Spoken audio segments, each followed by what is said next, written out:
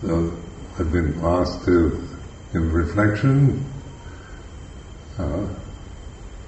This is a time where the funeral for Tenjakun Mongkon Kijitada, Ajahn Mahamon, have the cremation tomorrow. And so many disciples of Lumpur Cha and Ajahn Mahamon and from this tradition gathered for this ceremony of cremating his corpse, and that's why funerals are an important part of our practice, because we're all going to end up that way anyway, on the pyre or in the grave. So after that cheerful note, this is just to remind yourself that there's respect for somebody who devoted his life for practicing meditation. He was a highly regarded pariyatti monk in Ubon when I arrived at Wat Pah Pong in 1967. He wasn't at Wat Pah Pong yet, but he was. The following year he came, and it was quite a special event because, I didn't understand all the implications or significance because of being a foreigner and not understanding the language. I didn't really become aware of how significant it was that one of the high-regarded Pramaha Pali teachers I think in Ban Nong Khun, wasn't it? They had a very good school for training monks in pariyatti Dhamma.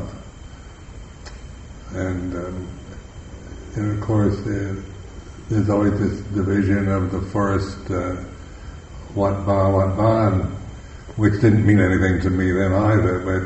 But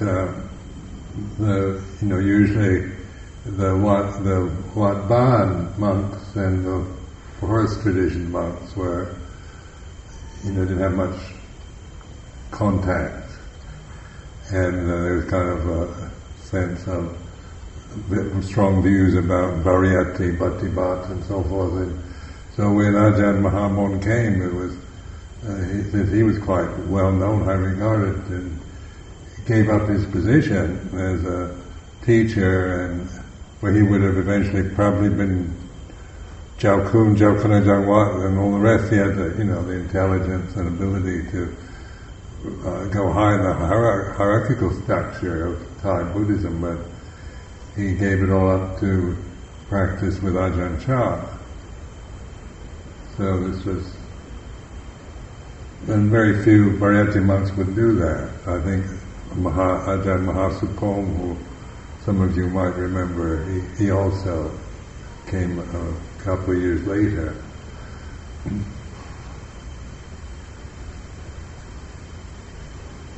And I remember Ajahn Mahamon always saying to me, one thing that at that time I was learning Thai and learning to read the Thai script, and the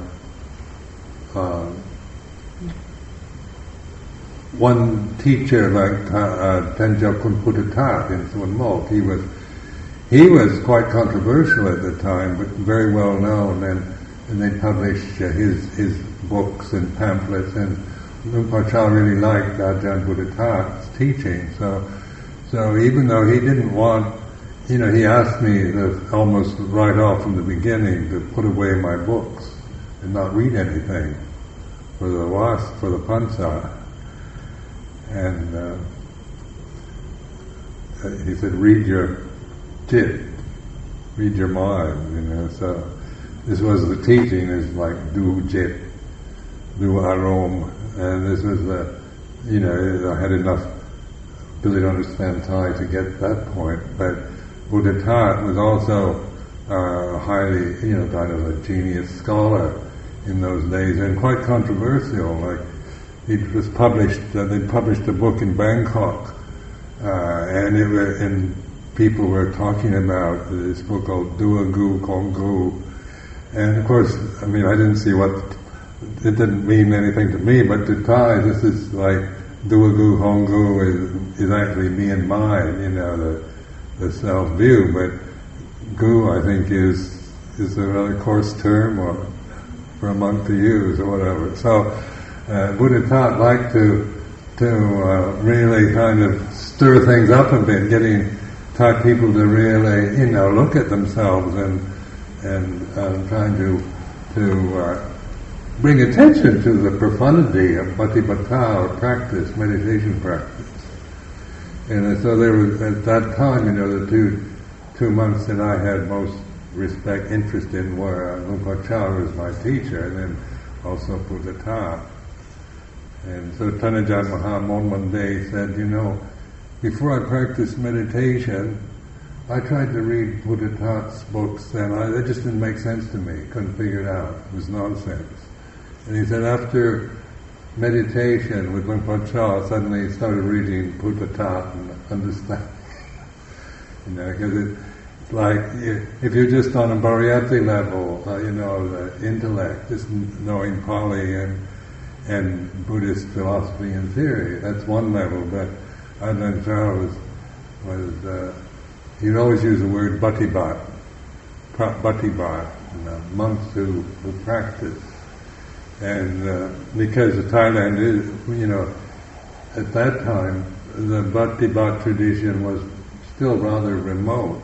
And in 1967, 68, Thailand still, you know, they didn't have proper roads. And northeast Thailand, Isan, Ubon was really, you know, most Thais never went there, never came here to the Isan. And it was the Thai forest tradition, Ajahn Man and all that was known by a few people, but generally the Buddhism of Thailand at that time was the Wat Ban, the village or the city or the pariyatti Dhamma.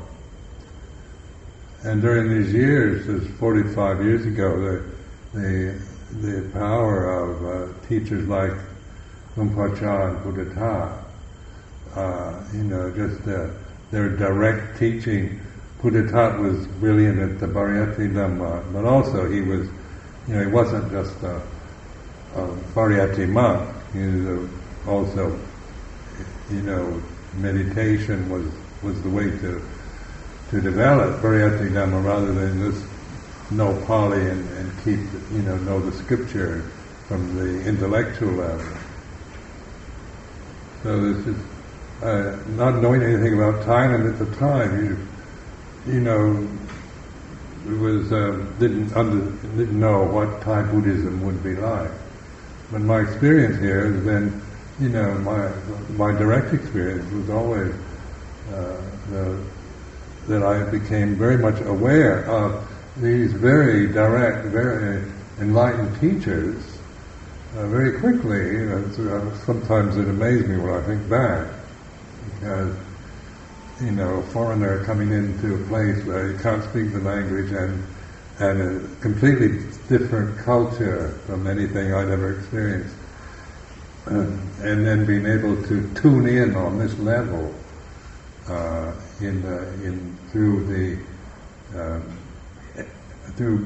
through actually putting into practice what the Buddha taught in the pariyatti Dhamma, and also the important, like Lumpur Cha and Buddha Tha, both were emphasizing Four Noble Truths as the way of practice. And I started out in Bangkok in a different style, you know, it was a kind of Vipassana style, Mahasi Sayadaw style, but they never talked about Four Noble Truths at all, as I remember. And so it was all about, you know, a kind of very strong method, which was quite helpful in the beginning. But Ajahn Chah was always reflecting on these Four Noble Truths.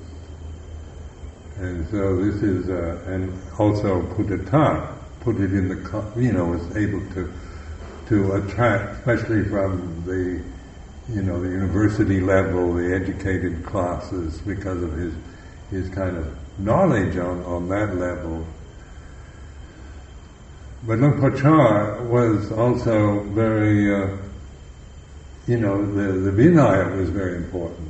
So, and in Sun Mok, it didn't seem to, they didn't really talk about it much, or it didn't have the same emphasis, the same power that Luang Por Chah placed on the developing the Vinaya. And so, it was through living with Ajahn Chah that I began to see the value of how, I used to wonder when, the story in the scripture of when the Lord Buddha was passing on, and then his disciple Ananda said, "What are we going to do without our teacher when you're gone?" And he said, "I leave you the Dhamma Vinaya." For a Western mind, the kind of Western mindset that I had was, well, Dhamma, I'm really, marvelous. But Vinaya, I couldn't see the point of it. When you started reading the Patimokkha from a Western mind, and all these kind of little rules, and the sense of offences, and that all seemed superfluous to me in the beginning. But during the year I was a Samanera before I met Ajahn Chah, I did have insight into the fact that if I was to develop, I needed a form, I needed a structure to live in. Because like Dhamma, there's no structure to it. It's all, it's letting go and being free from all grasping. And then it isn't structured, it's a very precise way to free the mind from delusion. But living your life because you have to live till you die, then how are you going to do that just on Dhamma level?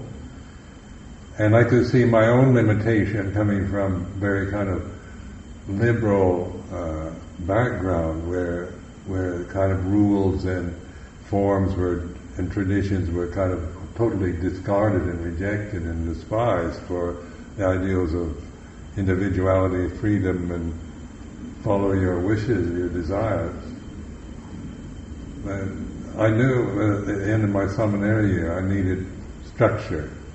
I needed something to hold me down, to put boundaries on my behaviors. I had to learn how to conform.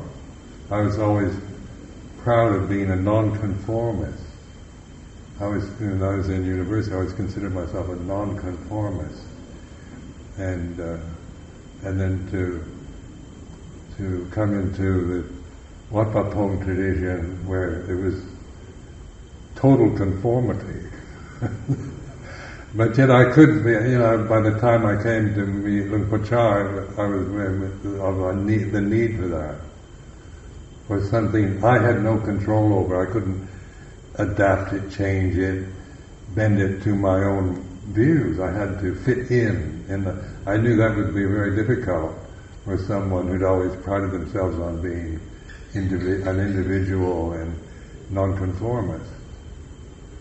But it's through that kind of determination, the way that Luang Por Chah kept the Vinaya. It wasn't just keeping rules and threatening you with eternal hell for breaking them, but it was always aligned with mindfulness, like to be able to bounce off these boundaries and your own emotional resistances or views or opinions that you have, to be able to see, the Four Noble Truths in your own mind. And so you did have this sense of that was the rules were all about kind of, moral precepts, and then social etiquette and ways of doing things, prescribed ways of living with each other, and that was from, that we regarded as coming from the Lord Buddha himself. So it was through that training that I began to see why the Buddha told Ananda, I leave you the Dhamma Vinaya. Because that's what we have, the Buddha, the Lord Buddha, the sage, passed away 2,554 years ago, and so, but we still have the Dhamma Vinaya, and you can see here in Nanachan, and in the monasteries, branch monasteries of Luang Prachal, Wat Pah Pong, and so forth, this sense of Dhamma Vinaya as a way of developing, cultivating, and living. So, like Ajahn Mahamon was, began to really, he had the pariyatti knowledge. He was very, very clever, very intelligent man, gifted poet and writer, but he didn't really understand the essence or the heart of Buddhism until he started practicing it. So you've got this pariyatti, patipatti, pativetti, three things like that. This paradigm is one of, you have the teaching of the Four Noble Truths as the pariyatti teaching, the Dhammacakkappavattana Sutta, and then, but it's always about putting it into practice. So you've got pariyatti is the kind of initial thing, then what do you do with this teaching and say there's the First Noble Truths of suffering, there is suffering, there's dukkha.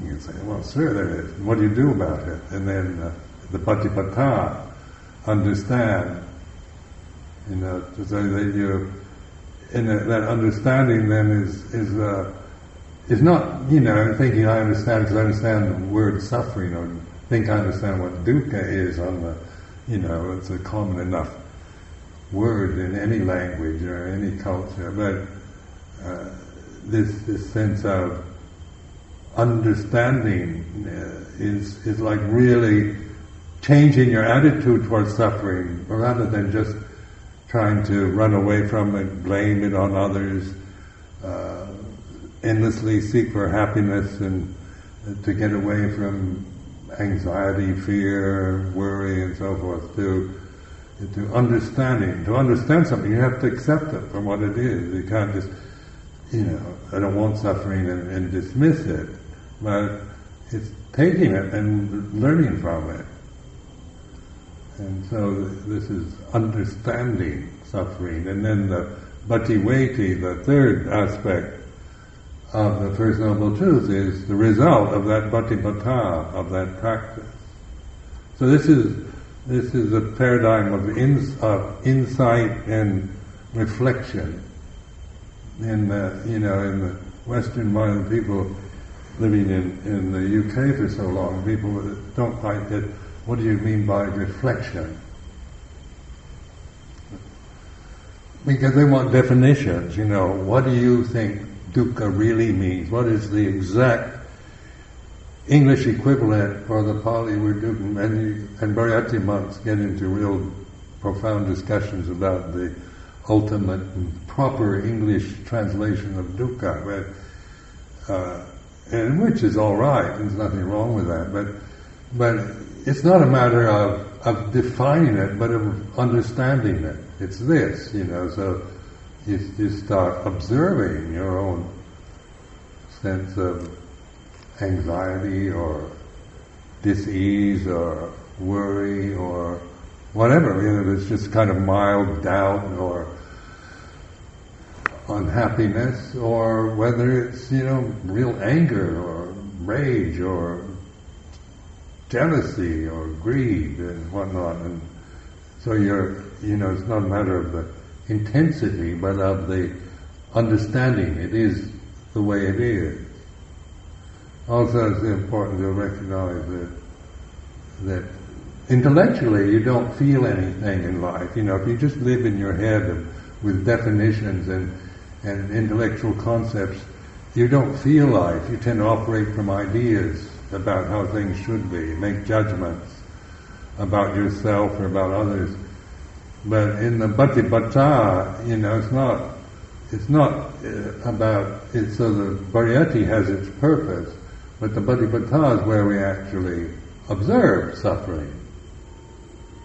And not, you can observe it as something external to you, that's still that you haven't quite got the point till you observe that sense of loneliness or fear or anxiety or worry or excitement or whatever emotion you happen to have in the present moment.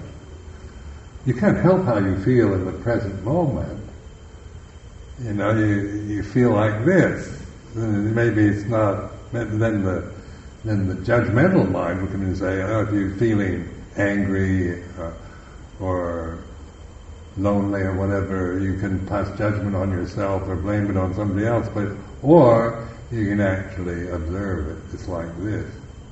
So Buddha taught was always. I think, I don't know where, I remember him saying if he was stranded on a desert island and somebody asked him, what would you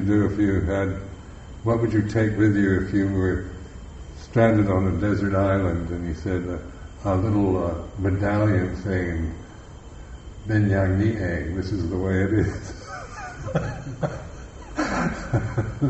And I always kept that in my mind, they have in BBC, they have in England, they have this program called Desert Island Discs, where they have view some kind of famous person, and they have to choose what they would take with them on the desert island, if they're what kind of music or whatever.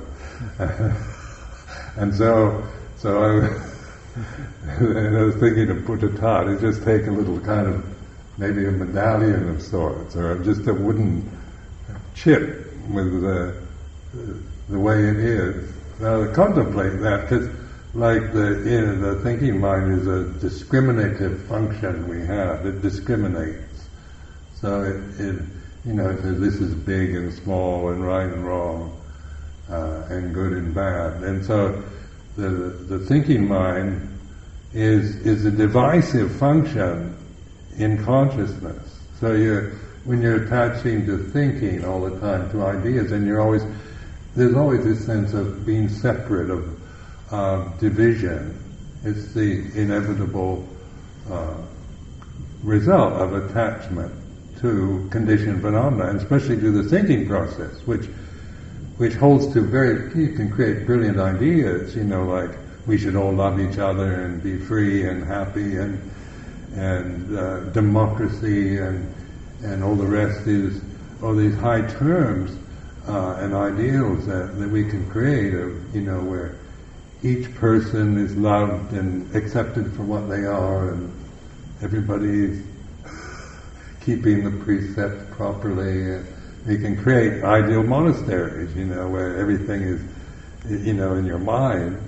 You can create an ideal monastery where all the monks are practicing hard, keeping the precepts and developing metta practice, where we all get along and help and support each other and work together in harmony, and are credit to the Buddha, Dhamma, Sangha, and to Luang Por, Thailand, and all the rest. So it's an ideal, beautiful ideal.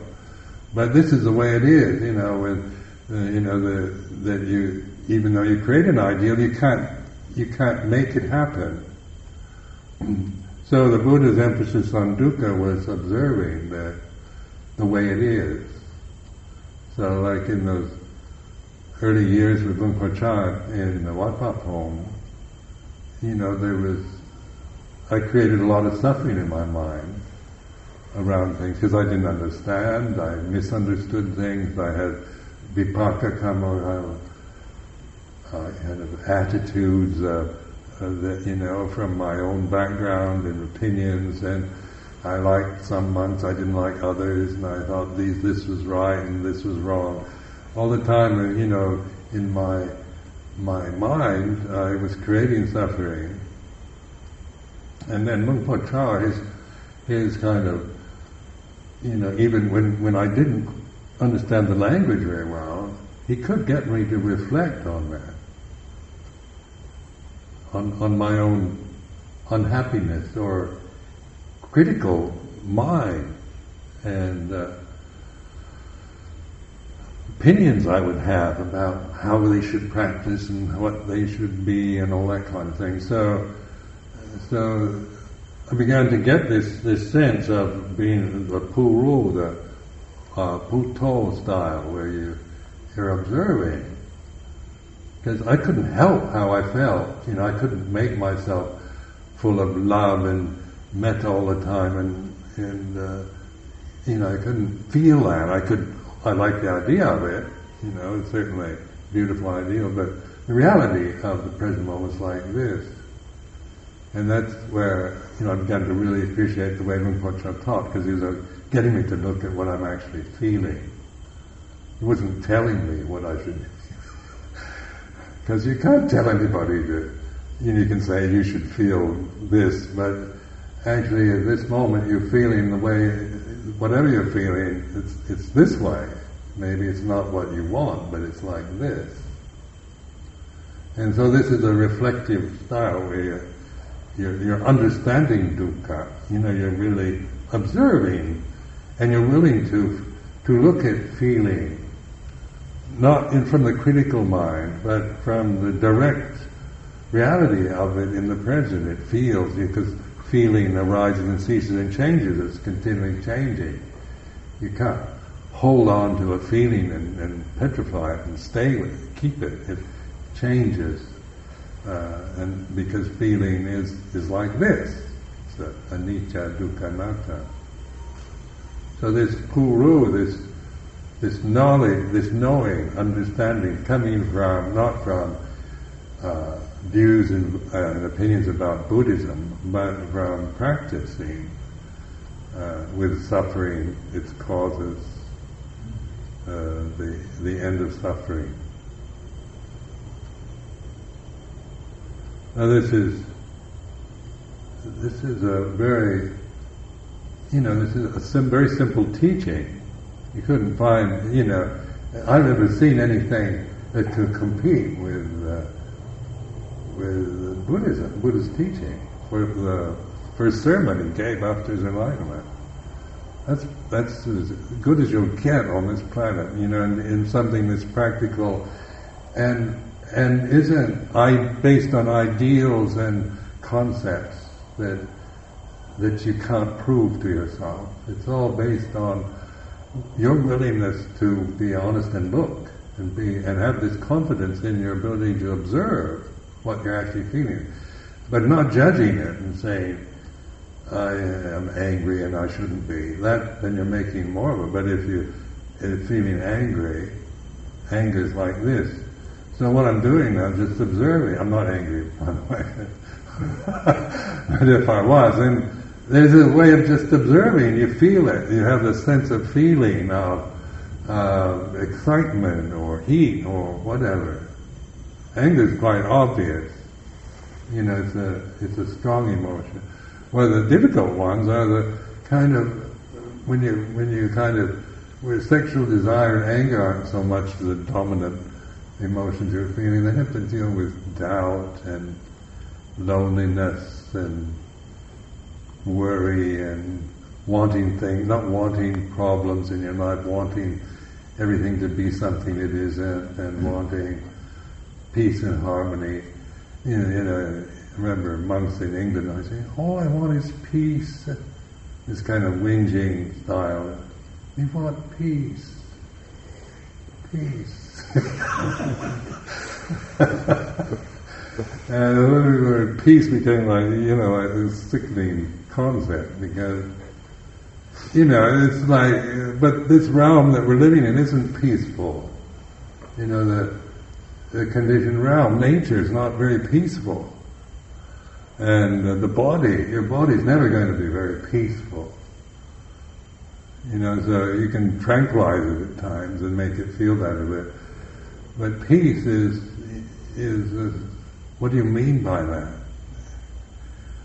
And also, if you don't know what peace is, when you do experience it, you find it pretty bloody boring. Peace is really boring. So, monks are very good at, when they get peaceful, to then stir up things, because make the life, the monastic life, a little more interesting. So, and I was at, the university in Berkeley, California, back in 1963, and there was all these peace movements. I used to belong to the Quakers, the American Friends Service Committee, and an anti-atomic peace committee, and we'd go on protest marches carrying placards, say peace. And then suddenly, here I was yelling, saying peace all the time, going on marches, but, then I suddenly realized I didn't know what I was talking about. I wasn't peaceful. I was asking the world to be peaceful for me, but I wasn't, peaceful in my mind. That's when I inclined to become Buddhist monk, because of the shock realizing the hypocrisy of going around demanding the American government build peace in the world when I can't even do it myself in my own mind. So this is, that brought me really to see that I had to do something with my own mind. I just couldn't go around blaming President of the United States or the Russians or anything else for wars and lack of peace when I couldn't even do it myself. So then coming here to Thailand, you have this sense of finding like teachers like Luang Cha, and Wat Pah Pong in those days was very kind of primitive, and no kind of luxury, softness or luxury. It was all pretty rough, and Ajahn Chah was at his peak. I was very fortunate in being with him at his very best years, and. But he could also put you to a test, make things very unpeaceful for you, and you used to think he should try to make everything peaceful for us, and then you see your own kind of wanting somebody to make your life peaceful for you. But he never, his way of teaching was never through malice or through trying to upset people, but trying to help us to look at our own minds and keep directing our attention at that until we actually had that kind of confidence, that insight. There is suffering. Suffering has been understood. Suffering should be understood. Suffering has been understood. So this is like taking something. There's nothing esoteric or precious about dukkha. It's the most ordinary feeling we all have, every creature. Whether you're a caterpillar or dog or cat or human, they all have to live within the limitation of the forms that we're in. And in a universe that is very, vast and frightening and threatening. We're sensitive, vulnerable creatures. And so trying to create peace, make all that so it doesn't upset me or threaten me in any way, can't do it. It's impossible. But I can recognize peace through mindfulness. And so this is the whole way of the Buddha, is pointing to this sati sampajanya, satipanya, and developing, just using this ordinary, human, banal, common experience of dukkha, suffering, and taking it, so it's not like some high-minded, high form of philosophy. It's very practical, very simple, but very direct. And then if you follow the structure of the Four Noble Truths, you see for yourself. It works, Actually, if you follow that way of the second noble truth, third noble truth, fourth noble truth, but you're internalizing. You're not. It doesn't take long to memorize the Four Noble Truths, but to actually apply that and to see in your mind, in consciousness, conscious awareness of suffering, the causes of suffering, desire, ignorance and attachment to desire. And this is a desire realm. This is all about the body's a desire form. It's not your fault, it's just the way it is. And, so we're hungry, we're thirsty, we get tired, we want to sleep, we want to feel safe, we want to protect ourselves, procreate the species. This whole thing, your body's a form, is a desire form. And so that's why the way of relating to the body's changed from judging it in terms of right and wrong, good or bad, but observing the body, like the first satipatthana, anupassana, where you're actually observing the body for what it is, not trying to dismiss it or judge it, but observe. Now knowing that ability to observe, what is that? That's the Bhutto, the ability that is what the Buddha's, this is the essence of the teaching, is to develop this awareness of the way things are, that all conditions are impermanent, all dhammas, there's no self in it, there's no personal dhamma, or the personality, the sense of me and mine, is a creation through thinking, through grasping thoughts and memories and ideas. And so you move toward an empty mind, where consciousness is empty and there's non-attachment. You can actually recognize through mindfulness non-attachment is like this. So you have to know what attachment is before you can really appreciate non-attachment. So I used to deliberately practice becoming obsessed with attachments and then letting them go. But I could discern that. Where before I was just trying to get rid of desire, it doesn't work. You don't get rid of it. And to think that I can conquer desire as a person, that Ajahn Sumedho is going to conquer his desires and get rid of them, is another ego delusion. You'll never conquer it through the personality, but through understanding it. So this understand sati, sampajanya, panya, these are the words in the Pali. They're quite, we translate them into English and then we think we understand them, but it's really sati sampajanya is not, when we're so caught up in views, opinions, ideas, and that then we don't have sati sampajanya.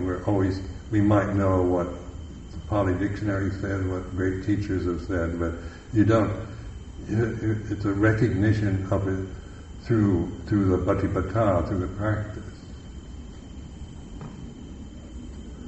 But it's quite ordinary. It's not like a high state of samadhi or a kind of outer space kind of experience. It's the opposite of refined conscious experience. It's empty. It's consciousness that's empty, because consciousness, this realm is a conscious realm. And then when you're born, you're conditioned to identify with the body, with the feelings and your parents and culture and so forth. So you're conditioned after you're born. But before that, when a baby first born is conscious and has a human form. And then it's conditioned into becoming a little boy, a little girl, or a Thai, or an American, or whatever. These things, whether you're from wealthy family, poor family, or whatever, these identities come through the conditioning process. Then with mindfulness, you begin to see through those ways that we create ourselves and operate from particular self-views, even with Buddhism, until there's this Putto, this Buddha, this knowing, direct knowing, and then it's simple. What does the Buddha know? He knows all conditions are impermanent, and all Dhamma is not self. Sape sangharanicca, sape tamanata. The Buddha observes a difference between attachment and non-attachment. He discerns a difference. Or suffering and non-suffering, or self and non-self, desire and non-desire. That's the discerning of like an intuitive, I call it intuitive awareness, where you're observing it in a direct way, not through views or definitions you acquire from books or teachers. So then, it's the discerning ability, it's panya, wisdom. In this Buddhist sense of wisdom, what do you mean by panya? It's like this is discerning, just know the difference between self and non-self. Then you can observe, when I become a person, I become a self, I'm back in the realm of dukkha immediately. I'm self-conscious, all the old habits of my conceits and vanity and that operate almost automatically. And then you're non-self, you discern anatta like this. That's peaceful. To not be anybody or non-attached, to not be attached to conditions. But it's not a rejection of anything, it's a discerning awareness within the limitation that we find ourselves in at every moment.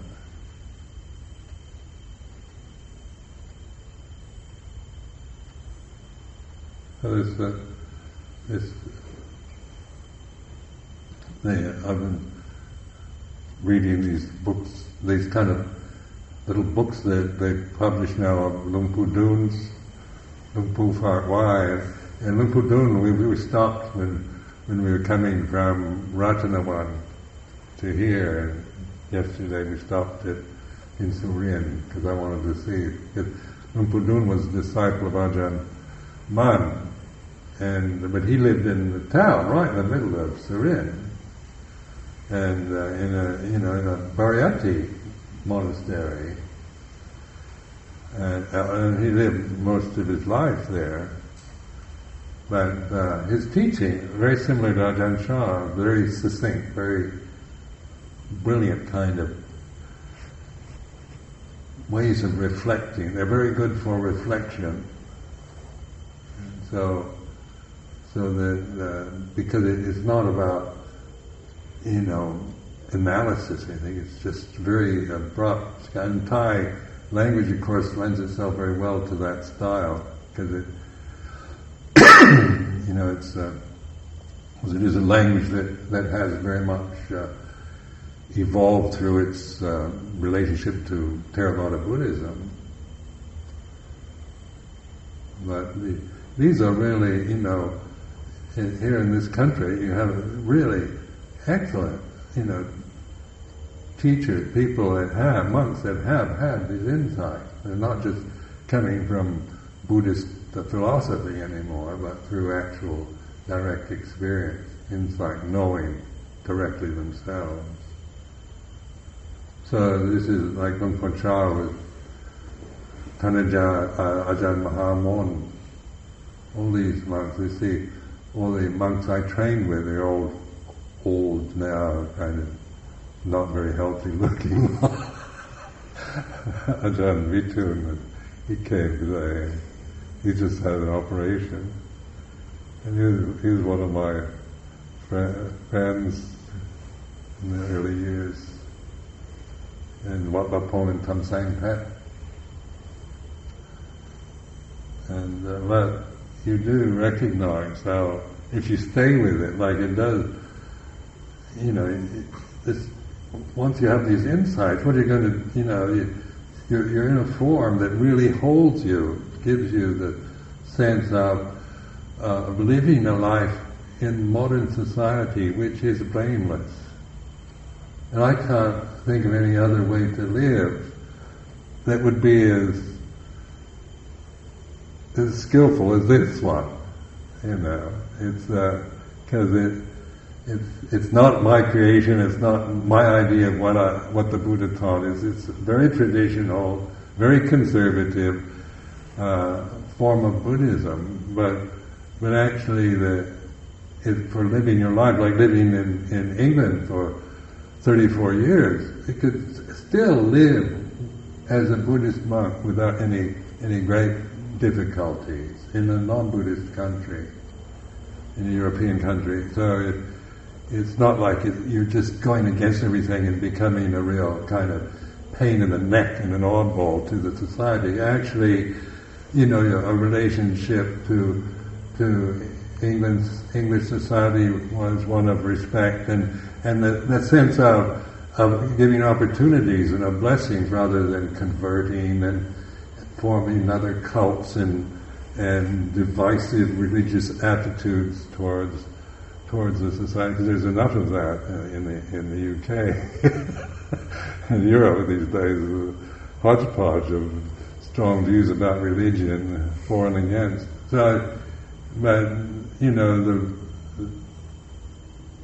with this way of we live in a harmonious, in a skillful, kindly way with the society that we're in, and it works. It's not like you have to. There's a lot of pressure I experience to change it to fit modern ideas of how things should be. Because they want you to modernize Buddhism. But because of the training with Luang Por Chah and that kind of value that he gave, and I began to see that the thing was that I couldn't change it without going outside the tradition. I had to leave it in order to change it to what others wanted or what I wanted, or particularly felt at the time. So, and it's important, that like this insight, I needed to live within a structure that I had no control. I couldn't just manipulate and change it and modernize it and make it Western Buddhism or British Buddhism. I had to, this is like this and keep going within that limitation without being, a stubborn fool, but it's internalized so that you can see your own ditthi, your own conceits around about from your own cultural background and conditioning. So the aim is this empty consciousness. Consciousness non-attached is like this, and then he can actually desist. It's peaceful. There's no self in it. And then when I, become somebody, I have to start, I'm Ajahn Sumedho, and on a level of the conventional reality, fair enough, so go to what Ba we wait Tamacha tomorrow, and they say Tenjo Kun, Rat Sumedho Jan, and all this is the conventional reality. It's not like there's nothing wrong with that, but it's when we bind ourselves to conventional reality that we suffer.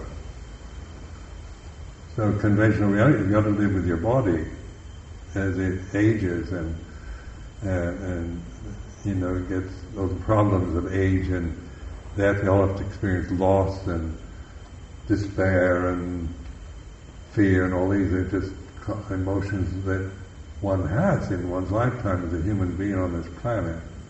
But our relationship to it is of understanding rather than grasping and trying to, run away or control or make it into something out of ignorance and willfulness.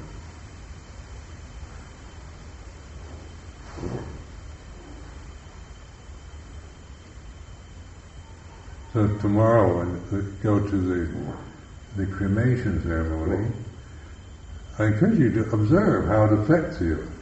I'm not asking you to feel anything, but use the situation. You're in a seat, well, maybe you won't understand what's going on half the time, crowds of people, ceremonies and so forth, and be thousands of people there, and